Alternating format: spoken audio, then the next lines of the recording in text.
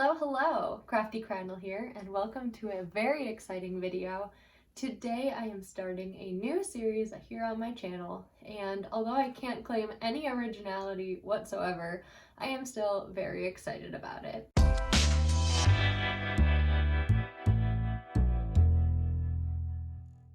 So without further ado, welcome to my first ever artist taste test. Now, I will say that this idea, again, is not an original one. If you have seen the channel Chandler Ainsley, she is a booktuber.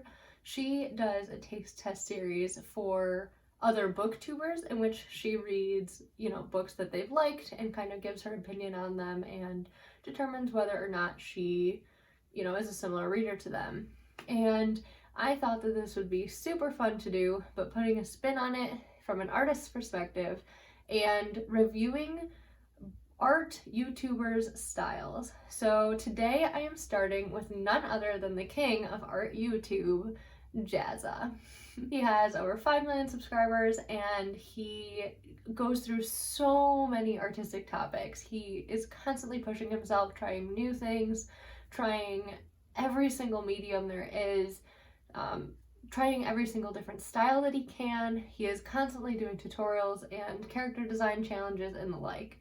And it's interesting because I've been a Jazza fan for years now, and yet what's interesting about that is that he doesn't do a lot of watercolor content. It's very rare that he features watercolors on his channel. He is more of a character design, ink medium type of person and digital type of person. So I follow him primarily for both the interest in the general art YouTube community and also because I do try to dabble in digital art now and again, so I can learn from him that way. But I am not really an ink medium type of person, so this will be a very exciting challenge in that I am going to push myself to use ink as a medium, and I'm going to attempt to draw something in Jazza's style. Now, to make this challenge even more interesting, I am actually going to be using the Jazza Arty Games app to set myself a character design challenge, which I am going to try to draw in Jazza's style. And not only that, I am going to be using all of the materials for this piece from Jazza's Arty Art Box. So he put together a whole art subscription box. It was a one-time thing. I don't think you can get it anymore, but I bought it when it came out, and so I'm going to use only the supplies from that. The supplies that he includes happen to be 3 Fineliners, a couple of brush markers, a really nice mechanical pencil, a 12 set of Spectrum Noir markers, which sadly have gone mostly unused since I bought them in the box, a 12 set of Faber-Castell colored pencils, which are phenomenal quality, and again, although I'm not much of a colored pencil artist, I absolutely love these supplies. And finally, a Hahnemuhle sketchbook, which I have actually used. I really used the sketchbook most of all out of all of the materials, and also the pencil. I do use the pencil occasionally, so very excited to see what character design challenge I get, kind of evaluate how I will go about it in Jazza's style, and use all of the supplies that I just mentioned in the piece. So without any further ado, let's hop right into it. Okay, so this is actually my first time using this app. So I had to find the character design portion of the app because there are so many things that Jazza has included in this app, so I can't wait to explore it further. But once I found it, I selected an infinite amount of time, even though I didn't end up using that feature on the app. And the first prompt that I got here, an athlete that has fire powers who's wielding fire, just seemed a little bit redundant. It didn't seem particularly unique. It seemed fairly simple. So I flipped to the next one, and we got an old biker that has just woken up with reptilian skin. So the first thing that I did was I went to my sketchbook and I started making some thumbnails because this prompt immediately made me think of a couple of things. The first thing that you can see me sketching here is a person who had fallen off of their bike after a crash, who had been knocked unconscious and was now in the process of waking up and seeing their skin has changed. So that was my first thought, and then I kind of had to start thinking of some other ideas, because I think that the prompt really made you kind of think not of a biker in the more traditional sense, but a biker as in like a motorcyclist, and I wasn't sure how I was going to incorporate that. So I kind of vetted out my first idea first, and then kind of tried to sort out, you know, other interpretations for the prompt, because your first idea is not always your best, and it is a great idea to kind of go through multiple iterations before starting a piece. I do this normally in my process for artistic creation, and I have seen Jazza do this as well. So I felt like this was in line with his style and his methodology for thinking, although I admit that his thumbnails are typically more drawn out. So in this next thumbnail, what I'm doing is I am planning out a piece wherein a motorcyclist is just waking up and is going to notice his reptilian skin. However, how I will depict that he is in fact a motorcyclist is through the posters on his wall. So that was my thought there. I wasn't really sure how to go about this piece, but I thought that it was an okay interpretation that I would then flesh out in a larger piece should I choose it among my thumbnails. I would also just like to note, because I didn't earlier, that this footage is sped up ×2. So, you know, this is not my actual sketching speed. I am a pretty slow sketcher, and so I tend to try to speed these clips up for you so they're not, you know, terribly boring. I didn't cut anything out of this though, so you are seeing the full process here. The third thumbnail that I tried to sketch out was kind of along the same lines, but almost combining the two. So I was trying to think of ways to depict this biker who was also supposed to be old in the prompt, so I kind of like lost sight of some of that in my thumbnails. But I'm trying to depict him kind of like getting dressed or getting ready for his day and realizing that his skin is reptilian. So, you know, I kind of tried to push the pose a little, because the poses in the first couple of thumbnails didn't really do anything, and Jazza's style is very it's not realistic per se, it is very cartoony, but I feel like he includes so many details in his cartoon figures, and details are not my forte. So I kind of wanted to depict a figure that had enough intrigue with its pose that the details kind of mattered a little less. It might be a cop-out, but you know, there you have it. And then the last thumbnail that I did was actually my favorite of them. I just had the biker looking into the mirror and seeing his face after he had woken up and realizing that his skin was different. Unfortunately, I didn't end up going with this sketch. You'll see why in a minute. But I did think that this one kind of would have been a lot of fun to do.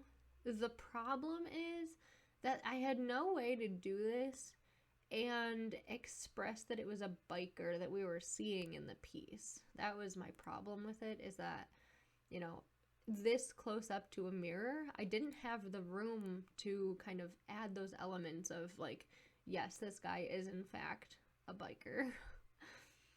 So that's why I ultimately didn't go with that one, even though I did like it. Kind of playing further onto that idea, I then went forward to make a little bit more detailed sketch as far as the thumbnail is concerned of the person's face, to try to determine how I was going to incorporate the texture of the skin, because reptiles aren't something that I typically draw. I mean, I grant you, I have done quite a few snake pieces, being, you know, the Slytherin that I am, and, you know, I like scales, but I wasn't sure how to incorporate that onto a human physique. Like, it was not clear to me. So I started to sketch out his face just really loosely, and then kind of tried to work in some like, not really spiderweb type like textures, but really kind of layering on some scales that were not as symmetrical as like snake scales are. So kind of trying to get like a patchy dryness to his skin.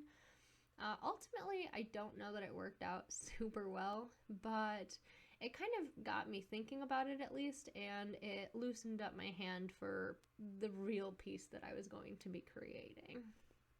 So I did appreciate it for that purpose. All in all, I'm not sure that any of these thumbnails are particularly the best. I think I could have pushed the idea a little bit further and tried another couple of thumbnails. Unfortunately, I just was kind of, you know, in the mood to get moving and start the piece. So I didn't continue to flesh out the idea. I think in drawing the beard here, there was actually something to be explored, maybe with like a Komodo dragon or something, or like an older looking reptile. It would have been kind of fun to make my character into more of like an anthro character, if you will. Whereas I went with a really human character, but with the skin. So all in all, I think I could have done better, and I think I could have pushed it further in the thumbnailing portion of this video. Now, here what you see me starting to do is lay out the bathroom like wall and the cabinetry and everything for the bottom left thumbnail. But that bottom left thumbnail is not actually what I ended up going with.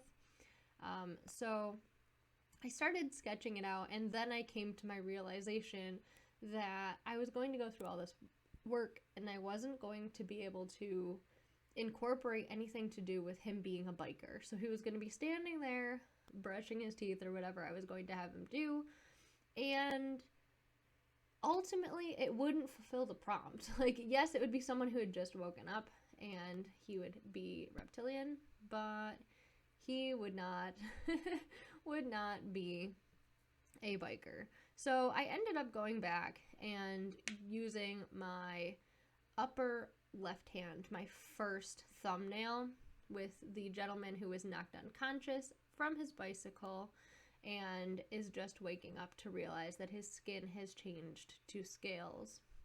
So that is what I determined would be my final piece. I went forward and started sketching with the pencil and just kind of started to lay out my basic shapes. I knew that I wanted to have like kind of the cartoony canaries flying around his head to indicate that he had fallen unconscious at some point, because in the illustration he was obviously going to be awake and have to like see his skin. So that's where they come in. I had a very difficult time making this character look old. I would honestly kind of like to go back and try it again in a more Jazza-esque style. Jazza has an old character. He is from his Time Teller. I think it was from the Time Teller video that he did. He has like a very old gentlemanly character from that video.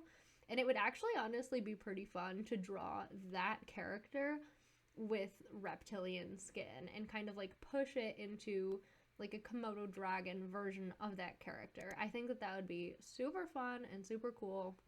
So let me know if you want to see that piece. If you've seen Jazza's Time Teller series, or not, it's not a series, it's just one video, but it's an animation that he worked on and was very excited about. So let me know if you want to see that. I kind of want to do it, so I might do it anyway, because my art journey is no one's but my own. And regardless, I digress.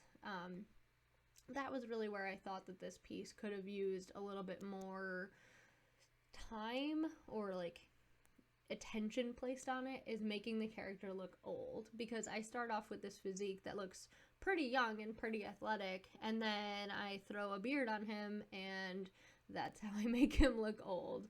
So a lot of work to be done to like make this character more realistic.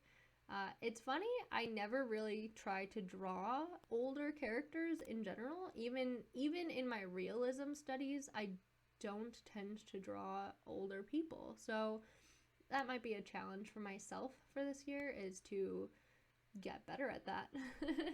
I think that's just kind of like an important thing to start sometimes evaluate, is what are your weaknesses and how can you improve. So in doing this piece, I definitely had a lot of kind of reflection onto my own style in trying to do someone else's. So I did appreciate that aspect of this challenge.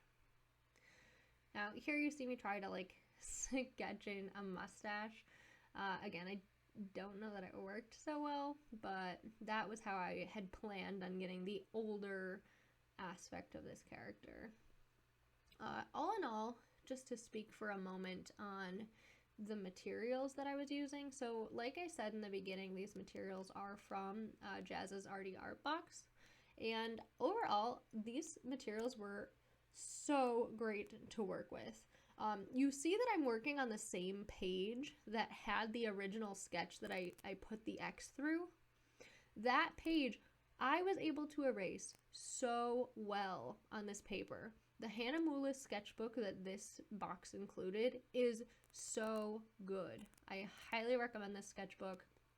It can erase beautifully, and like every medium that I used in this piece just laid down so well in this sketchbook. That said, it is not a watercolor sketchbook, so if I tried to use it for any of my typical mediums, I don't think it would work as well. However, for pen and ink, for graphite, it was magnificent. So I definitely plan on using this sketchbook more for this type of medium.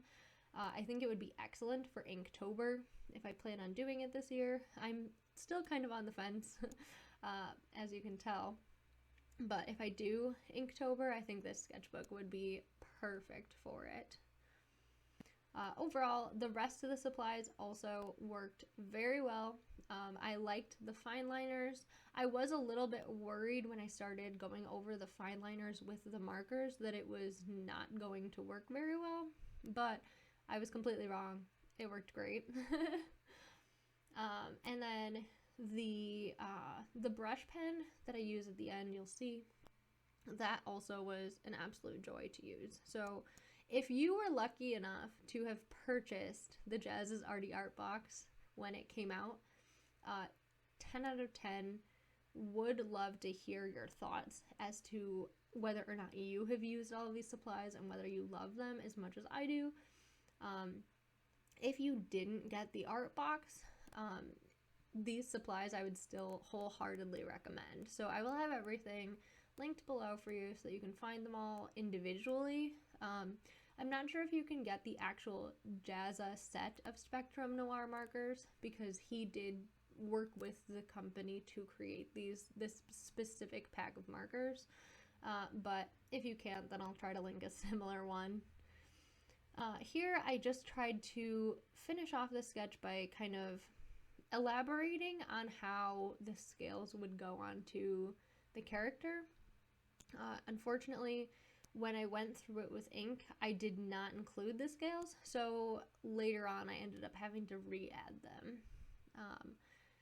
I again had some difficulty trying to determine how I was going to incorporate the scales into this piece, and them being the focal point, really, like the whole purpose of this illustration is that the gentleman has this like reptilian skin to him, so I definitely wanted to kind of depict that pretty well. Again, this fineliner is really good. It works very well on this paper, and I was very impressed using it. It was not great for filling in like huge areas of color, but for the purpose of lining my artwork like Jazza always does, I thought that it was fantastic. Typically I use the Faber-Castell brand fine liners that I have, but I was pleasantly surprised that these work just as well, if not better, on this paper. The tips on these were slightly more rigid. They didn't seem to have as much give to them as my Faber-Castell ones did, which for this piece I did appreciate. For something where I'm going to be doing slightly more coloring, I think that would actually be a detriment, but if all you're doing is lining, then these work very well. And I believe they're relatively inexpensive, so definitely a good option if you're looking to not break the bank and have like a solid fine liner. The other lining pen that they gave you, so there is the Tombow lining marker in addition to the brush pen that he has, and that marker is also very good for lining. So I think when Inktober does roll around, if I decide to do it, I will end up using all of these supplies again in this sketchbook because it was a lot of fun to use these supplies, and they just worked very well together. Here I'm trying to add a little bit more detail to this piece. Like I said in the beginning, Jazza tends to have a very detailed art style. Although he does have a very cartoony style, his cartoons are quite detailed, and I definitely struggled to kind of incorporate that level of detail. Particularly with like the facial features and the hands of the character. I did not achieve Jazza's style. Like this illustration still looks very much like my own cartoon style, so I was a little bit displeased with my ability to recreate Jazza's style in that manner. However, you know, I think just in doing a character design challenge, I'm really kind of incorporating something that Jazza really is known for in the art community. He is known for his character development, his character designs. He does a lot of them and has many videos regarding character design on his channel. And so in that regard, I think this is still a good way to kind of like test the waters as far as Jazza's style is concerned and really kind of jump into kind of paying tribute to Jazza as an artist, which is really my intent with these videos, is to kind of get a feel for other art styles out there and also just kind of like pay tribute to the art YouTubers that make this community what it is. So I think that this was pretty representative of, if not his style, then at least his interests as an artist and kind of, you know, exploring character design as a facet of Jazza's artwork. And so I really enjoyed kind of trying out different things, attempting to make this piece as like true to the prompt as possible, because that was really, you know, my goal with using his app to determine what my prompt was, and also just, you know, making a piece that kind of fit it pretty well. Here I'm using the Faber-Castell colored pencils, which I don't know if I mentioned in my initial review of the supplies. I've used these colored pencils a couple of times, and every time I use them, I'm really impressed with them. The set that he included in his box only came with the 12 colors, but honestly, like, these 12 colors are so versatile, they are definitely enough. In this piece, I kept the colors pretty simple, but were I to use these for a more realistic or technical piece, I do think that these 12 colors would really kind of excel, and, you know, they're fantastic at blending, and they're just a really high quality colored pencil. Now, that being said, the range of marker colors was surprisingly limited. There are 3 grays in this set. There is a darker gray, a darker cool tone gray, and then a really light gray. And I used them all in this piece, as you'll see. However, I don't think that these are particularly a versatile set. So you've got all of your like regular like primary colors and everything, with the exception of like a good red. The pink is not, in my opinion, a good substitute for a red, but that's just personal preference. I mean, you know, CMYK, you can kind of use whatever you need there as far as like a magenta is concerned, but disregarding the red for just a second, there are 3 grays and 2 skin tone markers, which for someone doing like portraiture, they might really appreciate the multitudes of skin tones, because you can also, you know, incorporate kind of like the blues and purples into the skin tone as well. But I found that the color selection was somewhat limiting. So depending on what you're going to use it for, this set might or might not work well for you.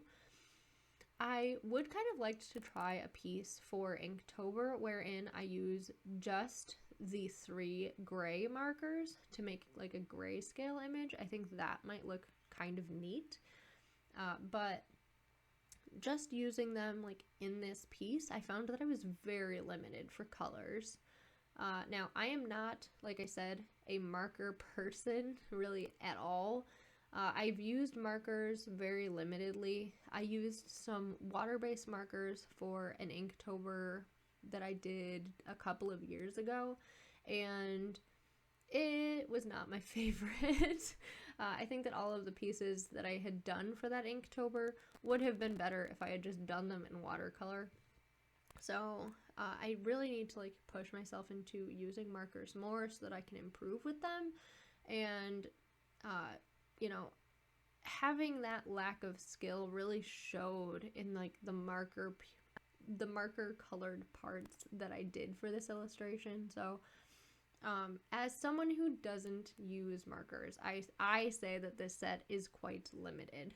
Now, if you are a marker artist and you know how to use the markers effectively to blend together, you might not find that. You might find that this is a fantastic set that has all the colors that you need. So, you know, take my review of the markers with a grain of salt because it's not a supply that I use particularly often, and I'm kind of approaching it from an outsider's perspective, trying to gain more knowledge and experience with them. So I think, again, that's another thing that this challenge is really pushing me to do, is get outside of my comfort zone as far as my materials, as I don't tend to either like line my piece first, and I don't tend to use markers or colored pencils. So this challenge was 100% supplies that I don't typically use, using them in a style that I don't typically paint in or draw in.